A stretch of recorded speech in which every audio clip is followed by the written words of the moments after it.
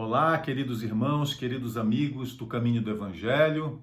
É uma imensa alegria estarmos juntos novamente. Somos recebidos sempre com tanto carinho no Caminho do Evangelho que já é grande a nossa saudade de podermos estar mais juntos, mais próximos.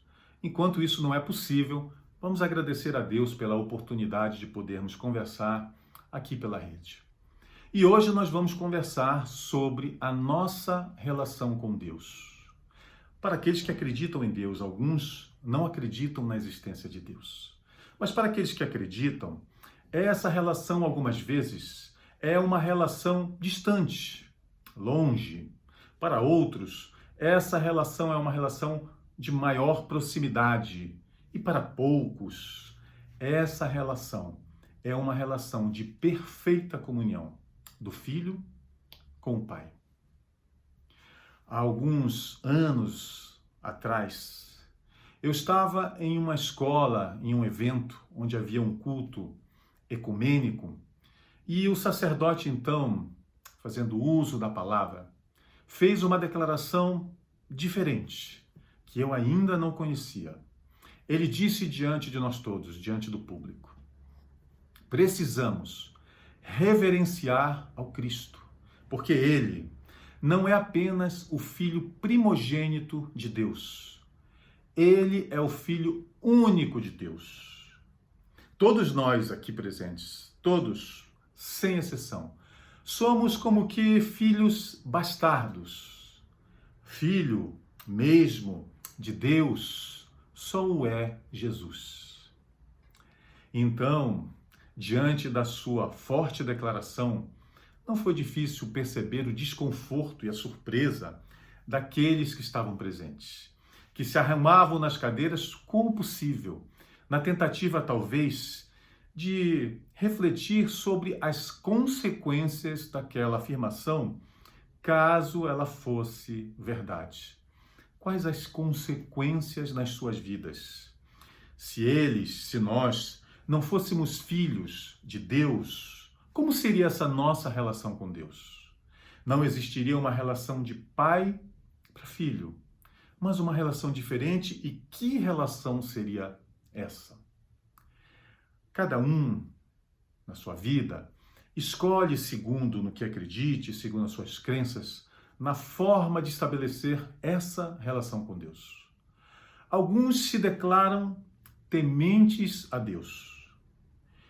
Eu, então, nessa filosofia, nesse pensamento, eu preciso temer a Deus, porque no descumprimento de algumas de suas leis, na desobediência de alguma de suas leis, eu seria castigado, punido, segundo a minha falta, segundo os meus desvios dessa lei de Deus. É, então, uma relação permeada pelo medo. Eu preciso sentir medo para poder seguir as leis de Deus. Caso contrário, eu não as seguiria. Pensando assim, então, eu preciso sentir esse medo para me declarar alguém que siga as leis de Deus. Mas qual é a nossa reação instintiva quando nós sentimos medo? Não apenas falando de Deus, mas com outras pessoas e em outras situações das nossas vidas, qual é a nossa reação instintiva quando nós sentimos medo? É a fuga. Nós fugimos quando sentimos medo. Então, talvez uma relação que seja alicerçada pelo medo, uma relação com o Criador nossa, alicerçada pelo medo, vai resultar em uma relação de afastamento nosso com a divindade. Claro, porque com medo eu fugirei, eu apenas estarei próximo a Deus durante as reuniões, o culto, a contemplação, a divindade.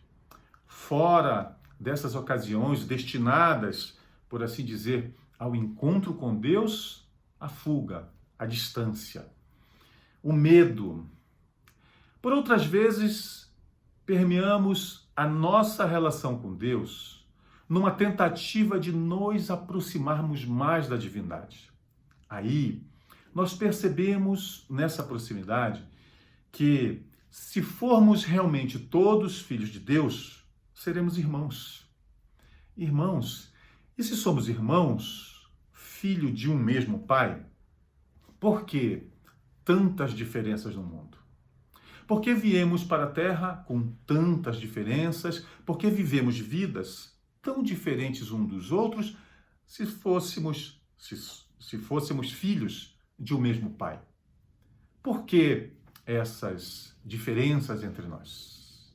E nos momentos de dor, especialmente de aflição, quando nós elevamos os nossos pensamentos a Deus, quando nós pedimos socorro a Deus, muitas vezes o que recebemos, de que forma lemos esse nosso pedido de socorro? O silêncio. Lemos o nosso pedido de socorro como o silêncio. E muitas vezes olhamos para os nossos irmãos e vemos uma situação completamente diversa. Como que se eles estivessem recebendo as graças, as respostas de Deus às suas súplicas e nós, diante da dor, da aflição, não. Qual é o resultado desse silêncio? Como nós nos sentiríamos sendo preteridos, esquecidos pela divindade? É muito difícil se sentir preterido, se sentir não amado, especialmente quando esse desamor, por assim dizer, vem de Deus. É o resultado do silêncio que nós acreditamos receber diante das nossas rogativas, diante do nosso pedido de socorro. Por outras vezes, entendemos esse silêncio aparente como a não existência de Deus. Ora, se ele existisse, se ele fosse mesmo meu Pai, ele não guardaria silêncio diante do meu desespero, diante do meu pedido de socorro. Ele me atenderia, me daria pelo menos um sinal. Mas, em função desse silêncio, eu não creio. Eu acredito que Deus não exista. Então, como resposta, ou melhor, como resultado a esse aparente silêncio diante das nossas rogativas ao Criador, diante de nosso pedido de socorro, diante das dificuldades da vida, nós nos acreditamos não amados, preteridos, desprezados, ou somos abalados na nossa fé, porque então acreditamos, diante desse silêncio, que Deus não existe. Existindo ou não existindo, diante do silêncio, nós nos revoltamos. E muitas vezes essa revolta é tão grande por nos sentirmos desamados que nós perdemos até o medo quando escolhemos essa forma de relação com Deus. Perdemos o medo e sentimos mágoa, tristeza, raiva e até ódio contra a divindade porque ele me esqueceu, porque ele preferiu ao meu irmão a mim, porque ele socorreu o meu irmão, mas não a mim. Mas se Deus existir, e nós sentimos isso desde os primórdios da nossa criação, sentimos a existência de Deus lá no íntimo da nossa alma e mais, desde que nós começamos a pensar, nós sentimos não apenas a existência de Deus, de um Criador que tudo criou a nós mesmos e a tudo que nos envolve, que nos circunda. E nessa certeza íntima da existência de Deus, do Criador, nós buscamos a conexão com Deus. Nós buscamos nos conectar, nós sentimos a necessidade dessa comunhão com o Criador. Mas não importa apenas a nossa comunhão, não importa apenas a nossa conexão com Deus. É preciso que nós entendamos a nossa relação com Deus. Porque se nós não entendermos a nossa relação com Deus, como ela se estabelece, nessa tentativa de comunicação, de comunhão com Deus, nós cairemos. na descrença ou na revolta. Então é preciso que nós entendamos a nossa relação com Deus e esse entendimento da nossa relação com Deus, ele só é possível quando nós entendemos quem é Deus e quem somos nós. Deus é a inteligência suprema do universo, causa primária de todas as coisas, o Criador de tudo e de nós mesmos. Mas Deus não é apenas inteligência, Ele também é o amor puro, o amor na sua essência. E é sim, Deus é sim o nosso Pai. Ele é o nosso Pai, não apenas a inteligência suprema do universo, mas Ele é nosso Pai. E nós? Quem somos nós? Somos seus filhos, filhos de Deus. Nós podemos sim chamar ao Criador de Pai. Ele é nosso Pai, mas para nós entendermos melhor a nós mesmos, para nós nos entendermos, é preciso lembrarmos que somos espíritos individuais, individualidades criadas por Deus, e viemos da simplicidade da ignorância, porque Ele, em sua infinita justiça, nos criou a todos de igual forma, simples e ignorantes. Ignorantes do bem e do mal. Eis a justiça de Deus, quando, desde a criação, a todos iguais, Ele nos oferece as mesmas oportunidades de crescimento. É o entendimento da justiça de Deus. E se é importante sabermos de onde viemos, da criação de espíritos simples e ignorantes, é preciso nós entendermos para onde nós iremos. Para a perfeição. A perfeição relativa, porque a perfeição absoluta pertence unicamente ao Criador. Somos todos destinados à perfeição relativa. Todos nós seremos um dia perfeitos, espíritos puros. E é muito difícil nós entendermos isso. Há muitos anos atrás, quando precisei mudar de categoria a minha carteira de habilitação de motorista, eu tive aulas, porque pleiteava dirigir caminhões, precisava, então eu precisei mudar de categoria e tive muitas aulas. E a minha instrutora, uma senhora muito agradável, muito inteligente, conversava muito comigo sobre diversos assuntos. Até que então, durante as aulas, 1 hora de aula, todos os dias, muitos dias, até que um dia então ela resolveu perguntar sobre a minha crença. E eu percebi que ela era católica, fervorosa, e eu disse então, eu sou cristão. E ela, mas cristão de qual igreja? E eu então disse, eu sou espírita. E ela disse, mas que interessante, eu sempre tive muita curiosidade de saber sobre o espiritismo. E ela foi perguntando quais os princípios básicos da doutrina espírita, e eu disse a existência de Deus. Me perguntou se eu acreditava em Jesus, se Jesus representava para nós o mesmo que para eles. Eu disse, claro, claro que sim. Jesus é o enviado, é o Messias, é o nosso Salvador, é o enviado de Deus, claro. Jesus é o nosso Salvador. E as perguntas foram se aprofundando nesse sentido, e ela querendo conhecer mais a doutrina espírita, até que um dia ela me dizia sempre, nos dias que se seguiam as nossas conversas, que ela conversava com uma irmã.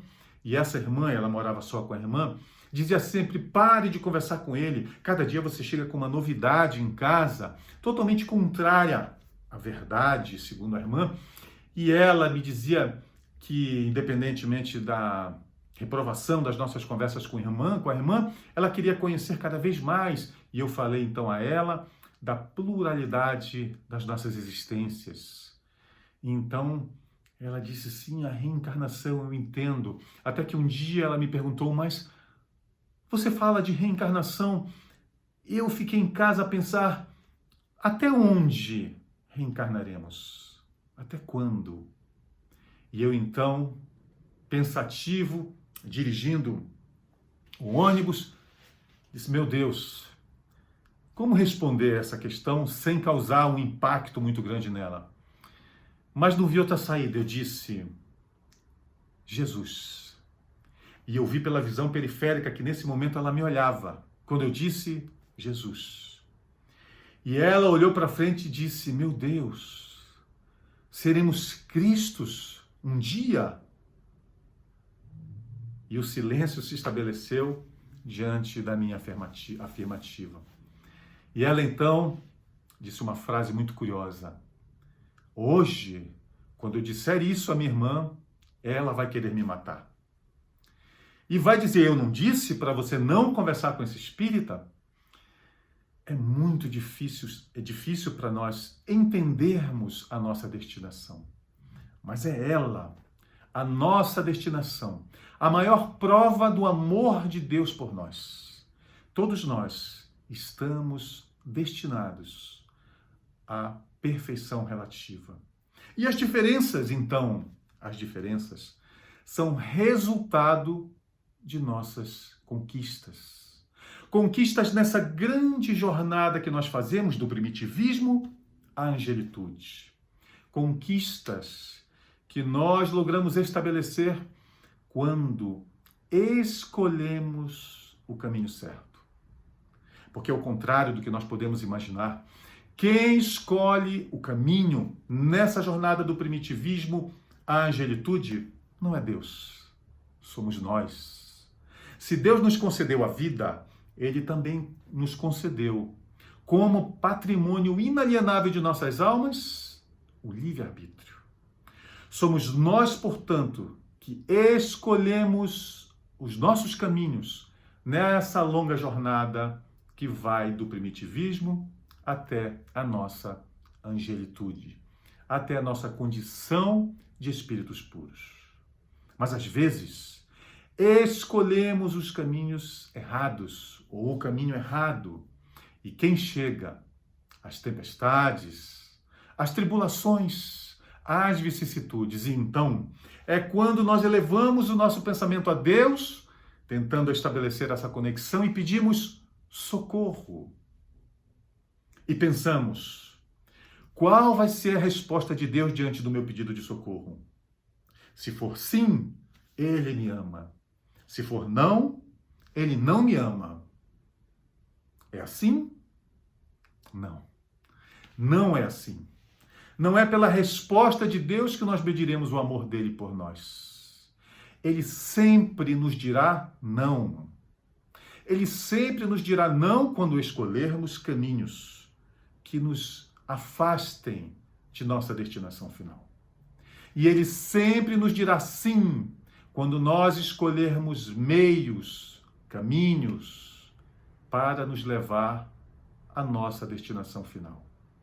Portanto, todas as vezes que as nossas rogativas forem no sentido de voltarmos ao caminho de onde nós não deveríamos ter saído, nós receberemos como resposta do Criador, sim. Todas as vezes que pedirmos a Deus por caminhos, por escolhas que nos afastem do encontro com Ele, nós receberemos não. Essa também é uma prova da essência do amor de Deus por nós. Entendendo isso, nós entenderemos a justiça de Deus. Entendendo isso, nós entenderemos também o amor de Deus por nós. Nós entenderemos o não, sem mais revolta, sem mais incredulidade, sem mais o sentimento, a sensação de desamor. É preciso entender quem é Deus, inteligência suprema, causa primária de todas as coisas, essência do amor. É preciso que nós entendamos quem somos nós, filhos de Deus, criados na simplicidade, mas com uma longa jornada até a perfeição. Esse é Deus, esse somos nós. E entendendo isso, eu confio em Deus. Nasce então a confiança no amor de Deus. Eu saberei que Tudo que me aconteça na vida é o resultado das minhas próprias criações. Portanto, a justiça de Deus se manifestando em minha vida. Tudo aquilo que nos aconteça no futuro será resultado das nossas escolhas. Mas cientes de nossa destinação final, nessa longa jornada, nós faremos melhores escolhas. E essas escolhas, essas possibilidades de escolhas são a manifestação do amor de Deus nas nossas vidas. Não importa a resposta de Deus diante das nossas dores, de nossas súplicas, quando pedimos socorro a Deus diante das nossas dores. Não importa o que me aconteça, não importa o tamanho da minha dor ou da minha alegria, da minha aflição ou da minha agonia, eu direi sempre que seja feita a tua vontade e não a minha. Como nos conectarmos com Deus? Como estreitar essa relação então? Isso é um assunto para o nosso próximo encontro. Um grande e fraternal abraço no coração de todos os amigos do Caminho do Evangelho e até o nosso próximo encontro.